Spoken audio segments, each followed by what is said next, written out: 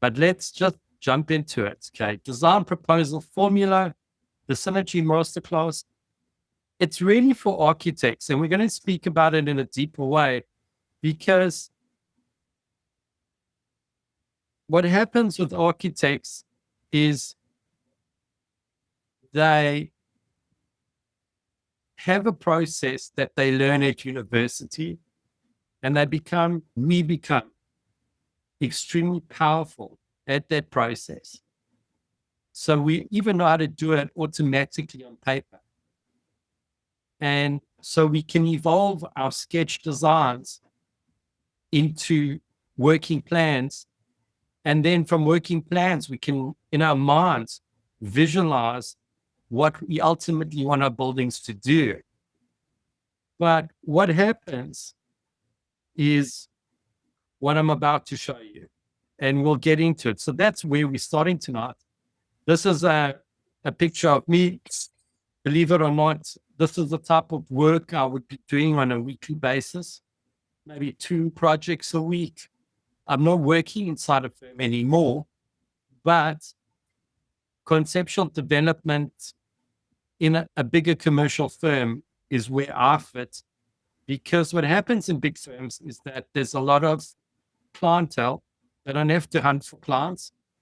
And the bigger firms are like an amalgamation of many firms sometimes, and also have been going for many generations. So they've got a lot of work.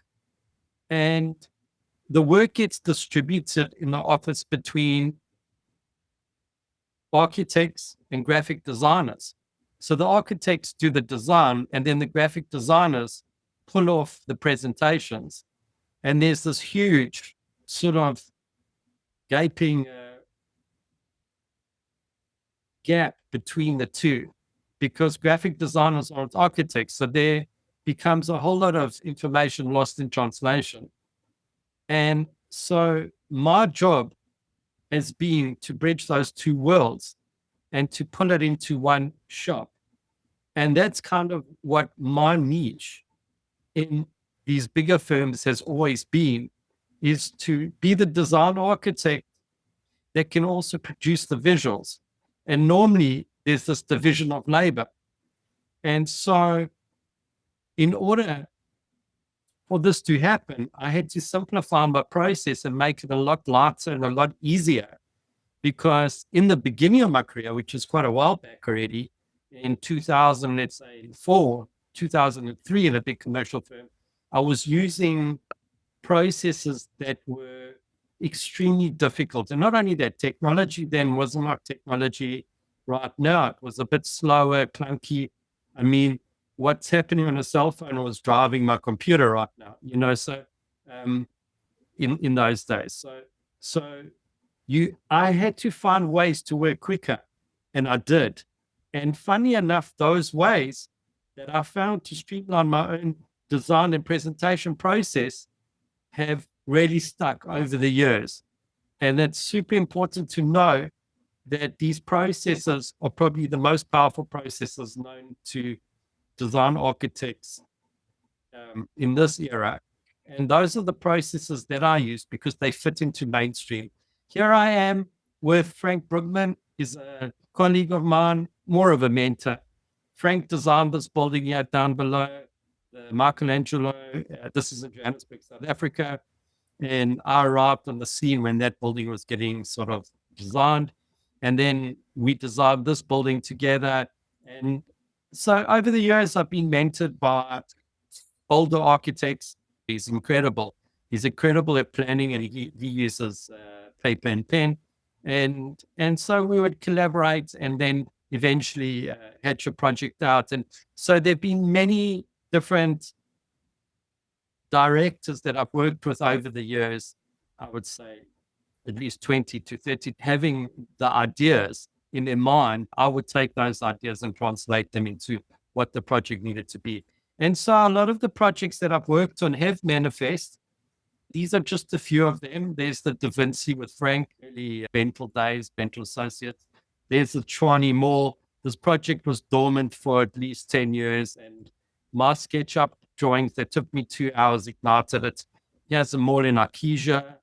Here's Bridled Mall in South Africa. So a lot of retail, a lot of hotel development, and many resorts and many residential homes being built and so on and so forth. So I've been around for quite a while. I've also been privileged to market my school, my online design school with Eric Bobrow, with Revit Pure, with the Balkan Architect. You'll find my videos on Revit Pure. Balkan Architect, my videos not there anymore, but Eric Bobrow, we're busy doing something right now in Blue Turtle. So these are kind of mainstream architectural firms, or have been, and I've been involved with them, and I've been privileged to teach hundreds of people. And the whole idea is, why should you listen to me? Is because of my track record, my trial and error. I've been there. I've been paid hundreds and thousands of dollars to work daily over the years and kind of iron out my methods. This is what I like doing the most. I like to try and finish work early, and some days I get the chance to go to the beach, and we have beautiful beaches here in the Middle East, in Israel, in the Mediterranean. And so with the most magnificent sunsets, so one can go and enjoy the beach at very late in the evening. And this is actually the eclipse that happened 2 days ago in Jerusalem. So here's a picture of the broadcasting channel here. I took it off, and that happened the night before over Jerusalem, which was pretty amazing. The moon was very red, and so it was a blood moon, and I guess a very rare occasion. But this is the issue. These are the issues that happen, right? The major setbacks that designers have is, so bridging design thinking, like I spoke about now, and moving into the computer environment for 3D design iteration and presentation. This is a huge problem, because you hit the computer and you go, holy cow, how am I going to take these amazing ideas I've got, and how am I going to process them? With what am I going to process them? And it's just too flipping hard. I have to use Revit. I have to use ArchiCAD. I've got like a few hours free. I don't have 6 weeks. How am I going to get this into the computer? I'll have to hire someone, or, what am I going to do? And this is the process that most architects freak out about. And it's got nothing to do with their ability to design and to be an amazing project manager.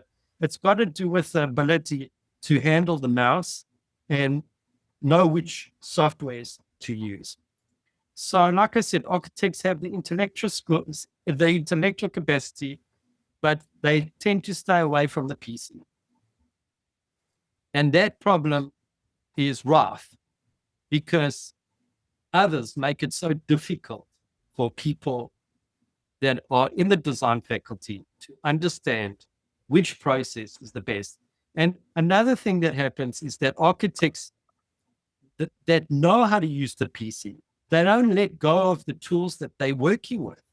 So, I use ArchiCAD. I'll never let go of ArchiCAD. I'll never let go of Revit. Oh, I'm in love with Revit. I mean, what the hell?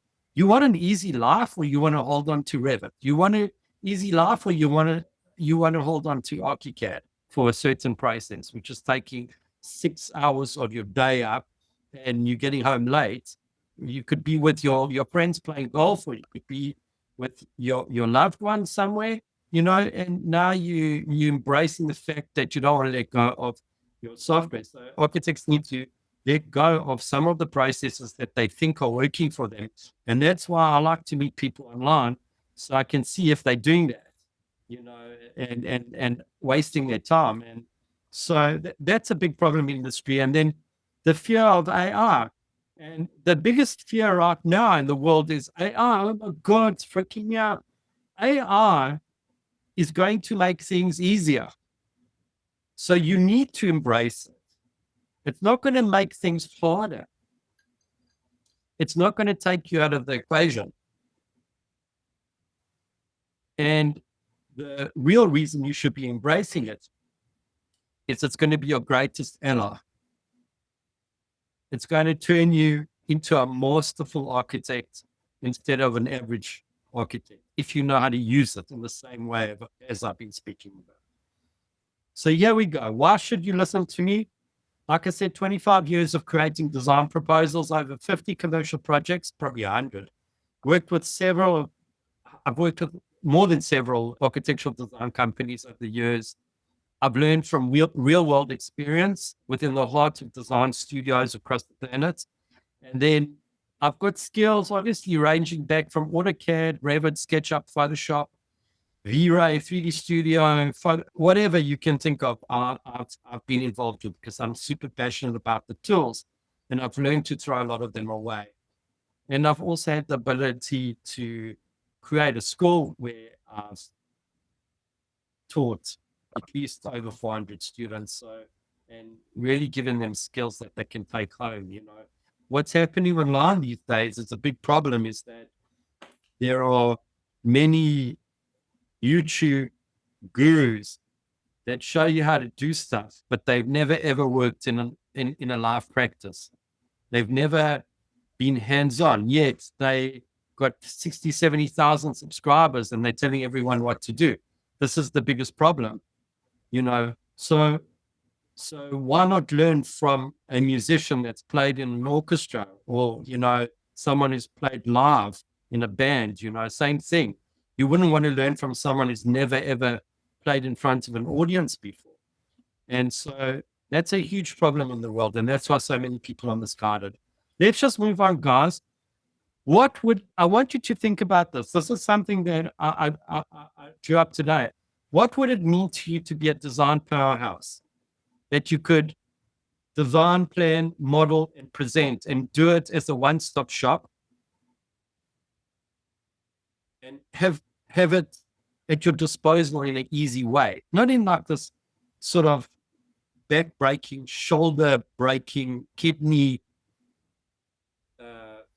heaviness type of way, in a way where you could like kind of say, flip, I'm super good at this and I'm quick, and let's go play tennis. Well, you know what I'm saying?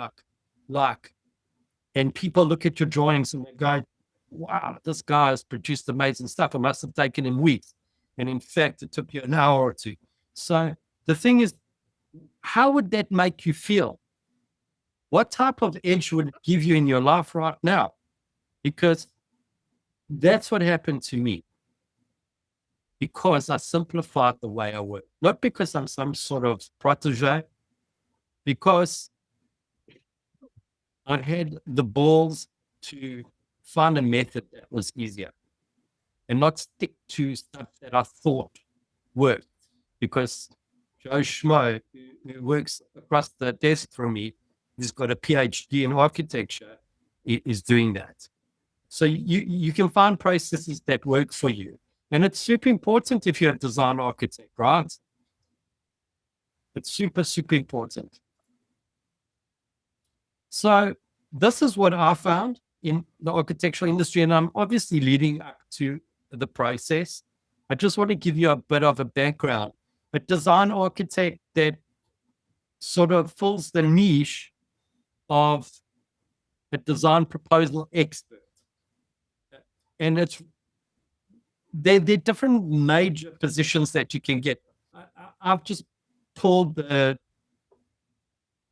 most sort of sought after two positions. And the question is, if you're a younger architect and you want to work in the commercial world, and the reason why you would want to work in the commercial world, I'm not saying that it's a must, but to get a consistent salary every month, if you're a young architect or if you're a middle-aged architect working in a company, it can take a lot of pressure off you, knowing that you've got a salary every month and that you don't have to panic, because 95% of architects are struggling out there. It's tough. Being on your own is tough. Finding clients is a huge problem, not just for you. There's some lucky architects that are really good at it, and I've met very few, and they are extremely rich. But the majority sit behind their desks expecting work to flood in through the doors. And if you're not proactive in getting the work, you're going to really not make things happen, and it's going to be a tough life. So working in a company is a great alternative. So what companies are looking for these days, they're looking for Revit specialists, technicians to use Revit. Revit works in the cloud. So they looking for people that can help produce technical drawings, and it's a big thing. I mean, and it pays well. I mean, you're not going to get the best salary in the world, but you're going to get a sort of slightly above salary. And then you could be a BIM specialist, which is sort of like the commander of the Revit technical architects, and they get paid even better, but you just kind of have to know what you're doing. So you need experience in being a BIM specialist.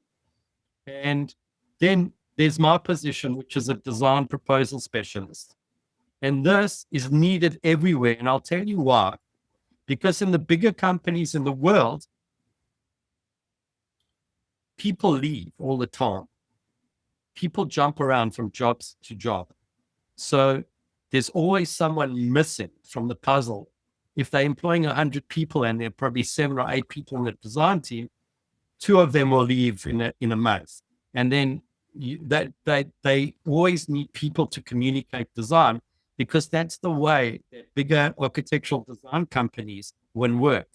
So it's a great place to be, because you're not hampered by technical problems, and you're at the forefront of design, and you're probably going to be working with the directors every day in just doing beautiful design. And that's what happened to me.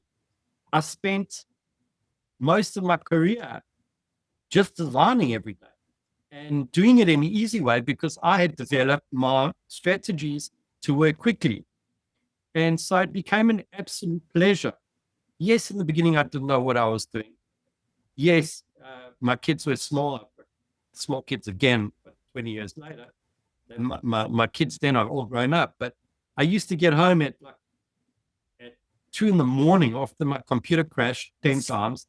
And I was missing time with my family. And now that I reinvented my workflow, I could sort of sit back and relax. And the reason why my workflow started to work is not because I said so, not because I decided that it worked. I used easier ways of getting to final presentation from schematic design.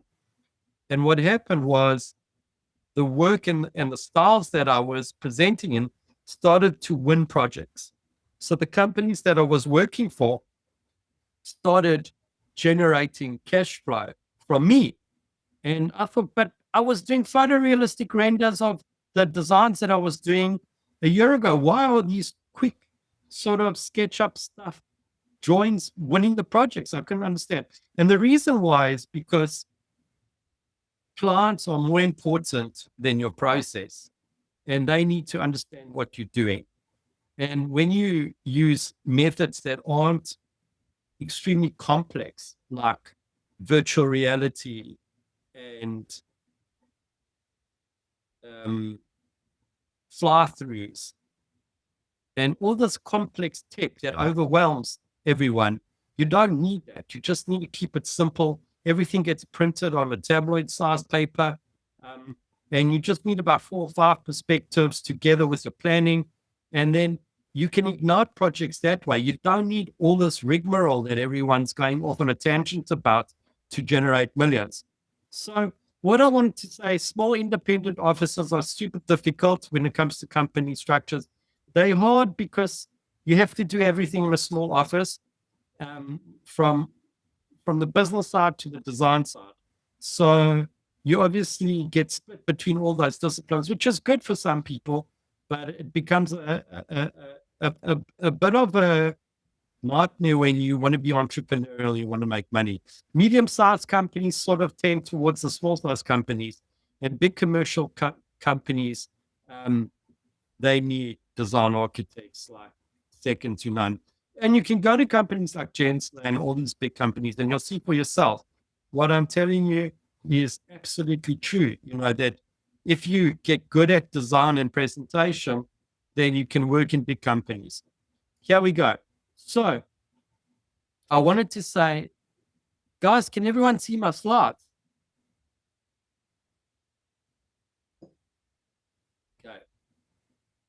You can be the instrument companies use to win work. Now, if that sounds exciting, it's absolutely within reach if you love design. And it's a huge niche that needs to be filled because it's so specialized. And it's exactly what I teach. Is I teach architects to do what I did and do. And so what you need is you need to obviously go from idea, which would be the client's idea, to sealing the deal for developers. And that would mean that you would have to be the harbinger of work. You'd have to culture these presentations by using something called 3D modeling and also have presentation techniques. So those two fundamental ideas would turn you into a design proposal architect. This is how I've broken it down. So if you want to be a design proposal architect, you need rough planning skills. You need to understand how to plan. As architects, we train to plan. But if you're working in a commercial firm and you're doing retail shopping centers, you've got to understand how retail shopping centers get planned. Got to do research, learn about that. If you're designing hotels or hospitals, they're all different templates and they're really easy to learn because we can learn online. We can download plans. We can ask ChatGPT about sizes. It's so easy these days. And you just need to, use artificial intelligence right now to do your research, and you can learn all about each phase. If you're working in a company doing retail malls, then you could absolutely get to understand rough planning, because rough planning is the foundation of everything. If you don't know how to do planning, you're dead in the water. Why? Because it's the foundation. You can't do any building without a plan. And it's just like drawing a perspective in AI that's just notional. You need it to be based on the physical reality of your design. It needs to be measurable so that a quantity surveyor or whatever you call it in your country can measure it up and cost it. So everything needs to be rooted back to reality, which is within rough planning. Then you need design modeling skills. And obviously, if you don't have design modeling skills, you can learn how to model in SketchUp. On a higher level, you can learn how to model in Revit and ArchiCAD. And if you don't know how to model in Revit and ArchiCAD, you can employ a student to do it for you. So it's not essential to be a 3D model expert. The only reason why I find it essential is because I love designing. So I love sculpting in 3D. I see myself as a craftsman.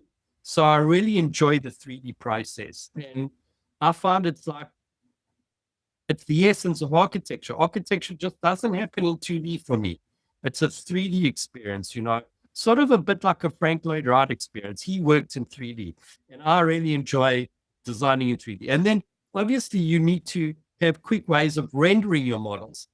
And so that's super important. And then finally, you need to be able to use Photoshop. Why? Because Photoshop, you can assemble your presentations in super quick times and you can print it out on paper. But not only do we assemble presentations like on templates, we also touch up imagery in Photoshop. So Photoshop and SketchUp are absolutely necessary for this whole process. And we're going to go a little bit deeper into that why. And then obviously we've got AI, and AI is not like by itself. It's isolated in virtual reality. No, it needs you. And that's why I've got these two hands crossing with the fingers touching, because AI needs the human intelligent design factor to be effective. Even as clever as it is, it doesn't know how to discern properly. It's very scientific, if you want to call it that. So even if it does produce you 50 immaculate designs in the future that can be turned into detailed drawings in 5 minutes, it's still going to need human interaction to decide in which directions to go. So I'm just going to quickly through this slide. So the way I see it is like this: just simplify it, just throw everything out the window. Guys, this is an important slide because you may be using one of these softwares to do your drawings. Is everyone following me? Does it make sense what I'm saying? Yes. Yep. Is it resonating, or is it sort of not resonating? No, it's resonating with me. Can't speak for others, but yeah, certainly following. Cool. Yeah. Great, man. So I call it the string pot analogy. You know, when you make a stew for dinner, we chuck ingredients into the pot, right? We chop those ingredients up, we throw it into the pot, and we add spice. And that's exactly what SketchUp and Photoshop are. They like the pot. It's a place to receive all the contents from AI, from the 3D model. So we don't use SketchUp in a way. You can use it as an independent modeling system, but I find it's better to obviously model up in a modeling software and then bring it into SketchUp. So use SketchUp as your receptacle or as your pot. And the reason for that, I'm going to show you right now. Why would you want to use an extra 3D modeling software and add it to your process, right? So why would you need this? And why would you need Photoshop? And if you can learn these two softwares, you can become a master design pro. Softwares are softwares. You obviously need your input into this process to become a master at it. And they're really easy. And what are we going to be doing in SketchUp? I'm going to show you. SketchUp, we're going to use for dynamic views, for finding view, for view orientation. Because programs like the other programs on the left, I'm not going to mention their names, they're cumbersome. Even Rhino is cumbersome. They're cumbersome to find views. And SketchUp allows us to be very versatile with viewing of our models. So it's like an add-on or a plugin, if you want to call it. And then also SketchUp allows us to embellish our models with entourage, which are people, cars, trees, all that type of thing. And it's very important that you become extremely flexible.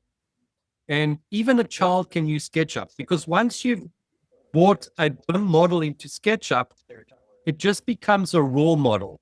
It's not something that is parametric anymore. So you don't have to panic about any technicalities. It's just about visuals.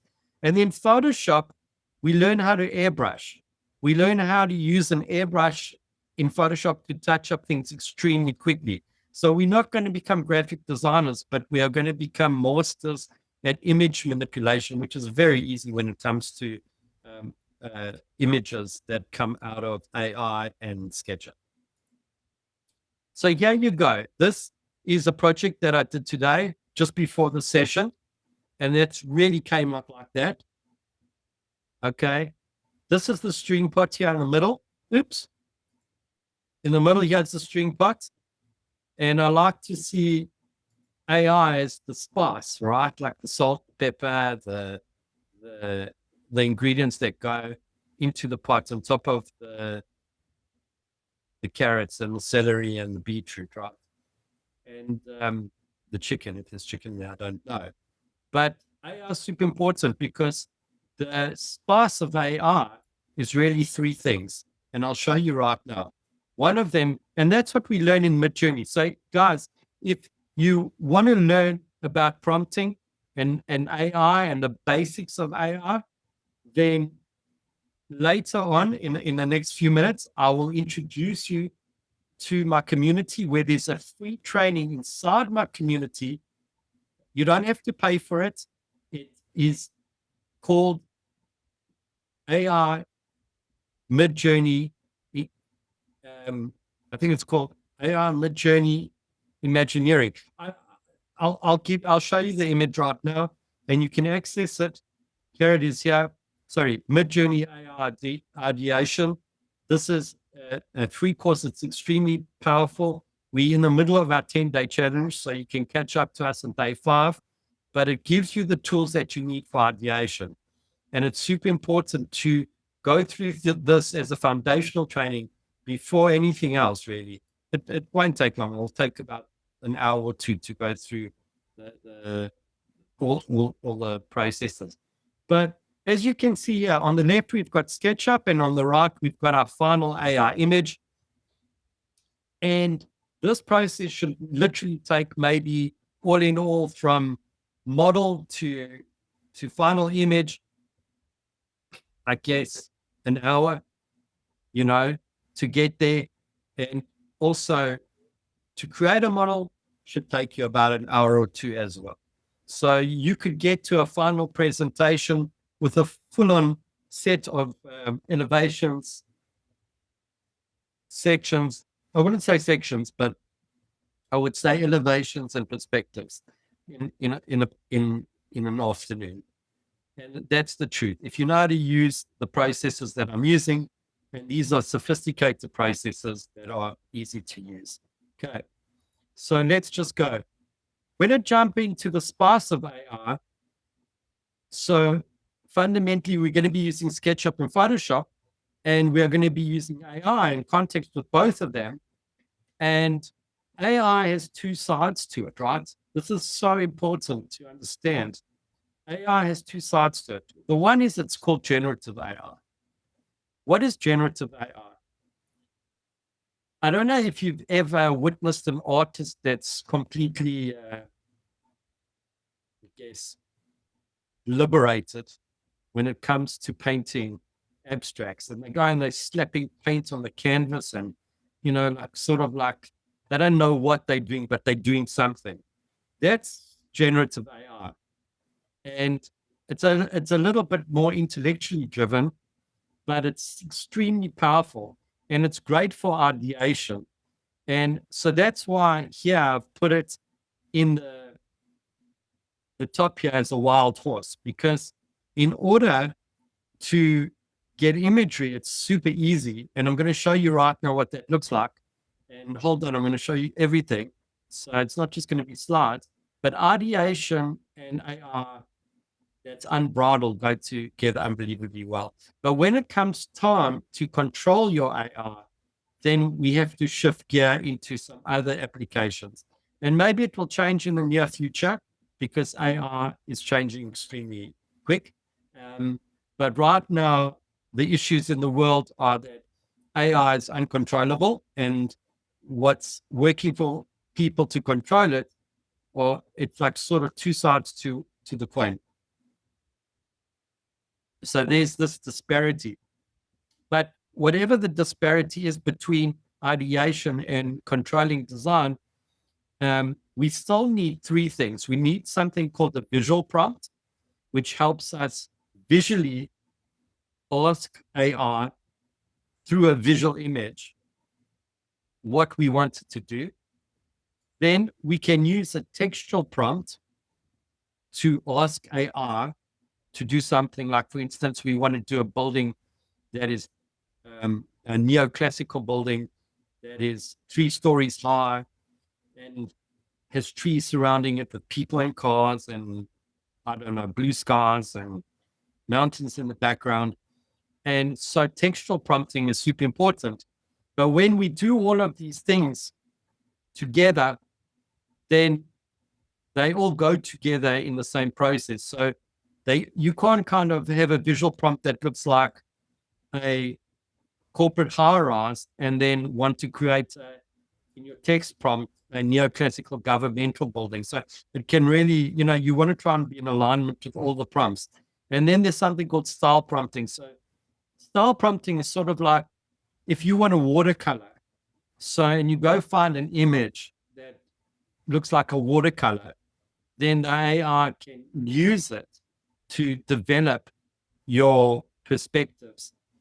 And maybe you don't want a watercolor. Maybe you want an oil painting, or maybe you want a charcoal pen, or maybe you want a fine liner. So you would go find images that would prompt the AI to follow that course. So let's take a look at this. So this is AI. This is the wild Stallion ideation on the left. And that's the creative potential that we're talking about. You'll see what it looks like now. And then on the right-hand side, we've got the AI that's controlled. I call it the bridled horse. So these are two sort of different polarities within AI right now that one needs to learn. And if you land up in the Bridled force arena, you need to know how to use SketchUp and Photoshop. For the ideation, you don't. But if you want to control your design and have control over it, so as you meet with the client, there is 7 different meetings you may be having over the next couple of months. You want to be able to show the client exactly what you're thinking for what you've been designing. And for that, you need, well, I would say optimally, you would need SketchUp and Photoshop. You're going to struggle with Revit and you're going to struggle with ArchiCAD without SketchUp because it just doesn't do what SketchUp can do that the AI can understand. So we're talking about learning how to do both these processes. They work in a similar way. And the Bridled force control is exactly what we after. So like I said, this is my early career. These are the buildings I would design on a weekly basis, just a few of them. And this is all done in SketchUp. But what you can notice in all my designs, this is the front entrance of a huge retail outlet in Nigeria. But I won't go over all of them. But what I wanted to suggest to you is when you take a look at this product that was produced, this would be a 2-day exploration of a real, this is a Revit model brought into SketchUp. And what you can see are architecture, the building, you can see shadows, you can see people, and you can see cars and trees. So there's entourage, and without entourage, you wouldn't be able to understand the building. And as a human being not being able to understand the building, what artificial intelligence works in the same way. It won't understand your building. It's going to look at the image and think, shit, what is this? What type of building is it? You know? And so it's got eyes. Believe it or not, AI, you can upload a picture of a building to ChatGPT. You can do it right now as we speak and ask it to describe the picture. And it will give you exactly what's in the picture. So it knows what it's looking at. And I don't know, it freaks me out. I don't know how it knows how to do it, but it does. And that's what's happening with AI. So guys, let's jump into it. I'm going to just say to you that, let's just see here, is that before we continue, you will receive a link at this time that if you want to meet with me, I'm giving a few people feedback on your design journey, just to give you some objectivity. And there's this link here, which I can cut and paste for you, but it will be coming to your email. So all you need to do is look for the email with your name. It's come to you in the last few minutes. And basically, you can click on that link if you want to meet with me. What I really enjoy about the meetings is I get to see what you're struggling with, and it helps me innovate my training. It's sort of like market research for me. I also care about people, it's not just about me. And I want to see if you can shoot for the stars. So if that's something that's interesting to you or resonates with you, just leave a space for other people if you're not interested. But if you kind of want to join, then just click this link. Next week, it's going to be a bumper week. We're going to be having a huge launch, another launch. So I would suggest grab a place, take a look for it in your email. But we haven't finished yet. We are going a lot deeper right now. And I want to show you how this all works. Now, Ron's here, and there are a few people that are here that are doing the AI training in the community. And so if you want to be part of the community, you can go to school.com, SKOOL.com, and type design proposal formula, and you'll see the studio there, and just join it for free. It's a really powerful place to be. And I think it's a great place for everyone to start. But obviously, at the end of the day, let's just jump into the Midjourney stuff. So here we go. I'm going to show you what was produced in Midjourney this week. And this is the unbridled horse. And Ron, some of Ron's images are here, I think. So if they are, you can shout out, but maybe these could also just be mine. So really what happens with AI is you prompt AI and you will learn about how to do it within the school community. So go there and I will allocate the training to you. All you need to do is sign up. It's super easy. So this is something I did in a desert setting, in an arid desert setting, but I'm just going to go a little bit quick because you can see the quality is absolutely astounding. Have you ever seen line work like this? You can absolutely, would you then, who's saying this? Sorry, someone's asking me a question. Would you then, as an example, drop having ArchiCAD? No, I wouldn't leave ArchiCAD. No. If you're using ArchiCAD for construction documentation, you need it. But I'm just saying for design presentation that you should use ArchiCAD, with SketchUp, not ArchiCAD in isolation. You can't do the stuff I'm about to show you with ArchiCAD or Revit easily. You can, but it will take you probably a few days. So with AI, it generates these amazing ideas where you could prompt it exactly what you want. So you could kick off your projects with Midjourney. These images take literally a few seconds to render. And I'll just go through a whole lot of it so you can get an experiential feeling of how powerful, because they almost look hand rendered. I would say they're actually better than hand renders. And you can see the exceptional power of AI. I'm just going to go quickly because these are early days, and as you move forward with your AI, it refines. But I mean, it's just incredible. It looks like someone's come over this with a black pen and hatched it and watercolored it with Copic oil-based markers and so on and so forth. So it's just absolutely fat. So I'll just go through a whole bunch. AI also does photographic stuff. So I prompted AI to do a Geary type building. And boom, in 1 second, it gives you, an idea and so on and so forth. But then I started refining my prompts and started to look at how I could style my drawings in a certain way. And you can learn so much from these drawings because they really are perfect, And this is a lodge in Africa, a little bit of an Indonesian roof, but like take a look. Okay, there's a little bit of a giraffe, half giraffe on the patio there, but I don't know what these are. They look like baby elephants, but there's an acacia tree here. So it's just super amazing. Take a look at the architecture here. Look at the woodwork and steelwork. It's absolutely incredible. These are original images.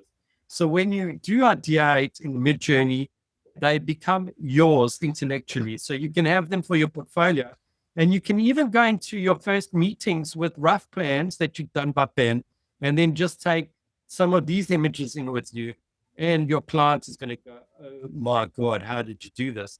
And they're obviously very pre-concept. So you could use this at that stage. So don't forget that these drawings at that stage are yours, and you can ignite a project. If it's a residential or hotel, or you can do it all with just conceptual stuff. And I'll just show you. I mean, so take a look at the width of this drawing. So I enlarged this. So in AI, you can render small parts and then kind of increase the width. But gosh, it's so evocative. It's mind blowing.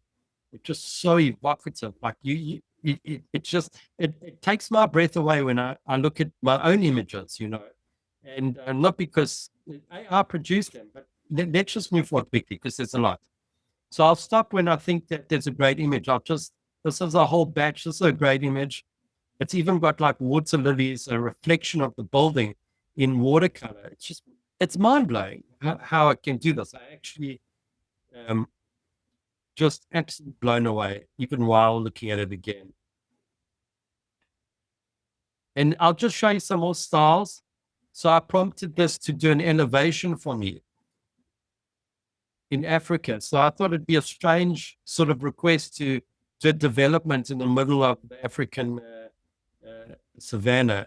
And it just came up with this most incredible stylized drawing. There you go. That's what a Copic marker looks like. But this is actually AI photoshopping markers into it, so it looks original.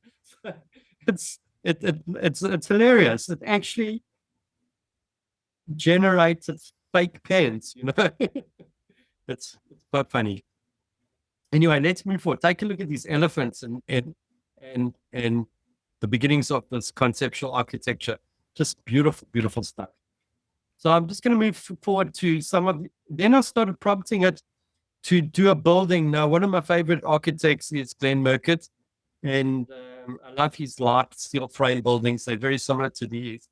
And so I used him as a style reference, or if you want to call it as precedent, and it's all outback architecture. And this is kind of where I started out. And take a look at how it looks at context. The AI looks at context. So it's very interesting and just very fascinating to see what the AI came up with. These are AI drawings where it actually did an innovation of this building. I'm not sure how accurate it is, but it's conceptual and it's very evocative, And so it also put all these kangaroos in, which is super, super cool, So you actually do feel like, that you may be in the outback in Australia. I've never been there before, but it could be something very interesting, and this waterhole here, which is a beautiful turquoise blue. I'm sure it wouldn't be that color in reality. And then just as you move forward, the drawings refine themselves and get a lot better. So I'll just show you some different look and feels. Then I prompted for high-rise buildings. And I know, Ron, you've seen this before, and yeah, you've seen it before. But there was some incredible takes on the high-rise buildings. And then we're going to move into controlled AI now. But there were just different variations of high-rise buildings that blew me away. There was some Frank Gehry stuff that I mixed with Antonio Gaudi. I asked AI to mix those two architects together, and it produced these images, which are superb. And then some sort of Art Deco stuff. I'm not quite sure. I based this on a visual prompt, but I mean, it's very evocative. Take a look at the reflection here, just the cars, the people. It's mind-blowing, the quality. And let's just move forward just quickly. Here we go. So then I got into this type of architecture again in Africa, and I just produced some just wonderful. I don't know if you like this type of architecture, but I'm absolutely a great fan of it. But just very structural steel timber, very architectonic, very sort of detailed architecture. And it produced these images for me. So that's generative AI.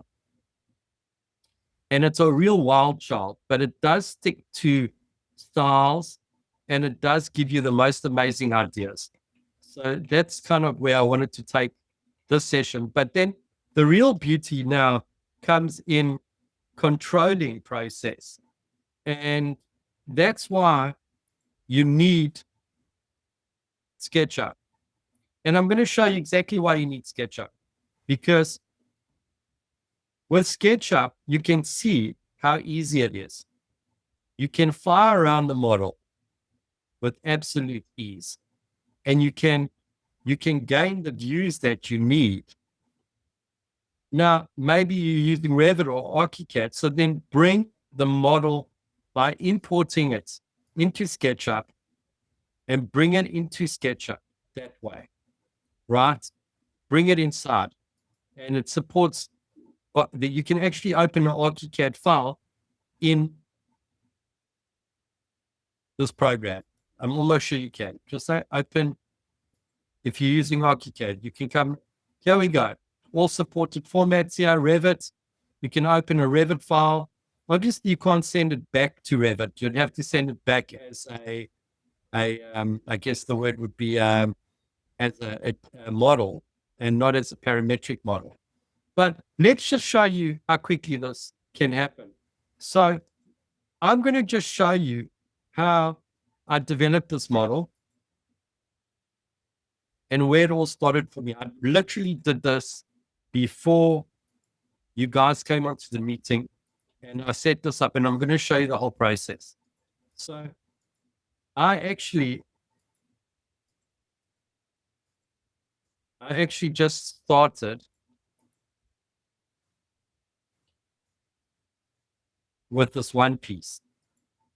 And where did I get this one piece? I got it from the warehouse, the Google warehouse. I went up here and I downloaded it from the Google warehouse. Can you see? There it is. You can download it too. Look for public trust building and you just hit download. Okay. And it comes into your model. So once I had that, I just duplicated it, right? I just duplicated it like that. And I mirrored it. So SketchUp allows you to work with extreme versatility. So now I've got two parts. Then what I want to show you is I mirrored it. Sorry, I mirrored it. I just want to try and get back to where I was. I mirrored it in all four directions. So I had a square building. That's all I did. And then what I did, you can see it's the same building. And then I kind of elevated this roof just conceptually. And then I added people. I added trees. I added cars. And I made this into a perspective, right? Now, the beauty about SketchUp is that you can save perspective. So if I like this view, I can add the view and save it. And so now I've got a view that if I want to go back to the other view, I just click on the view and it remembers the exact camera angle. Another cool thing about SketchUp is that you have tons of line work, right? So you can play around with all types of line work and colors of line work and etc. So if I wanted red lines, I can have red lines. If I wanted them to extend or dovetail, I could switch that on, and I could even invent some more lines, which are super, super cool. I don't want to spend too much time on this, but you can see here is a very sort of sketchy line. Now, combining the line work with AI is absolutely a fascinating process. SketchUp's also got its own shadows. So you can use the shadows in SketchUp to prompt AI. So AI will know that these are shadows and it will recreate your building with shadows. And so the beauty about all of this is that you can really get it to work in a very easy way. Like another thing with SketchUp, if you want innovations, so it's just super easy. You just put a section tool here, and I'm just going to take this as a section tool and just take the shadows off here. But there's a section tool, and you can see how SketchUp works. So it would do this to an ArchiCAD model as well. But you can see I'm cutting through the design here. But what I enjoy is putting my section about this far away and then aligning to view. And then what happens, it gives me a perspectival section. I take perspective off and I've got a flat on section. So that's how quickly you can get drawings, conceptually out of SketchUp. And it's got, it's too short tonight to show you, what takes a few weeks to show you.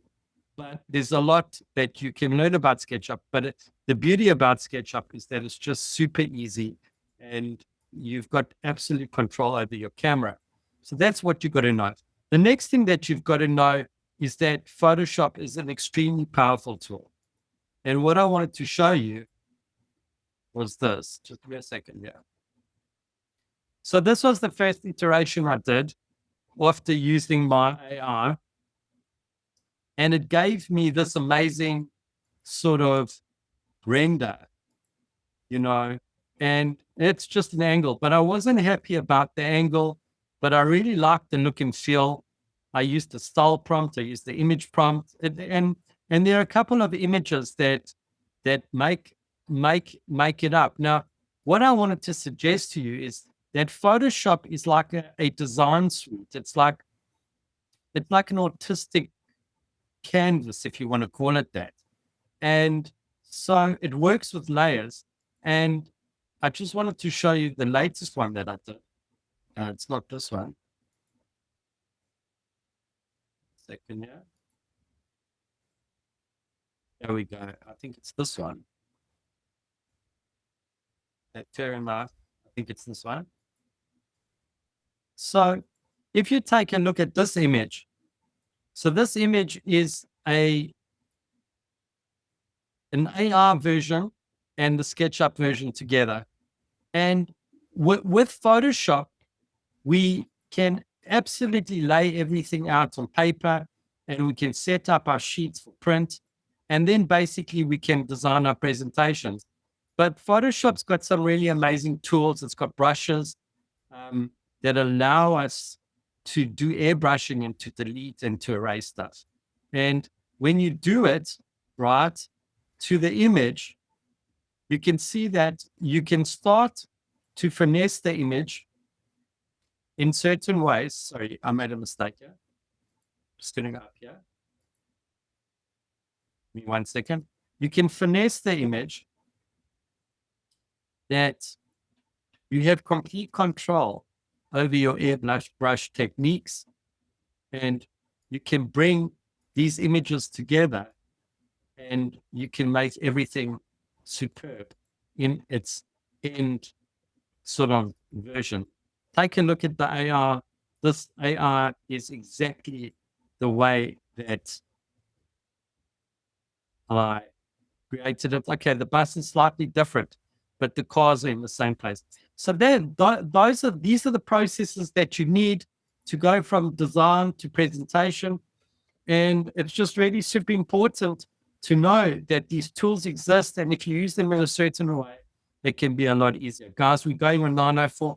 I just want to stop right here for now. Like I said, in your email, you'll get a link if you want to set up a time with me. It's very valuable for me to do that, as well as when we do meet, I will help you link into the free training through the community. So any questions? You can, guys, if you want to switch on your mics and your videos, you can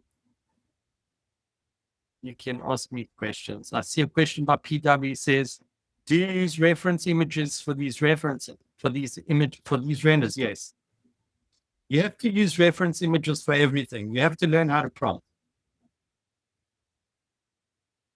Is everyone still awake? I see everyone's got their cameras off. Should I wake them up? Sorry, Leo, I can't hear you. No, I'm here. I have to jump though for another meeting. So I just want to say thank you. I will definitely reach out to you, talk to you more about next steps and things like that. But thank you. I appreciate it. Great process, and looking forward to more. So got to run for now. Bye, everyone. Right. Thanks for coming, guys. I see Oza Architects. You got a question you want to ask? Well, I'll probably save it for a 30-minute session, which I'm really interested in. Sorry, say that again. I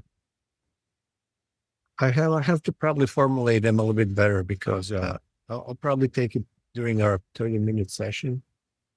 Yeah, go for for it. I'm it. interested in doing so. Did you see the email in your inbox already? Yes, email arrived. Yeah. So just select a time that suits you if you want, and then you can find a time that will suit your